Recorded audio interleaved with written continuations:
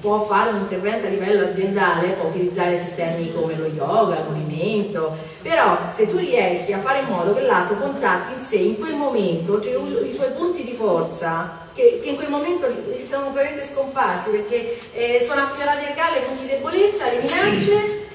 allora tu cerchi di farlo concentrare se ci sono poco delle opportunità, dei punti di forza di queste persone che dalla luce negli occhi possono avere 2 anni, 3 anni, 5 anni, 12 anni, 20 anni, 30 anni, 60 anni. L'umano è sempre quello.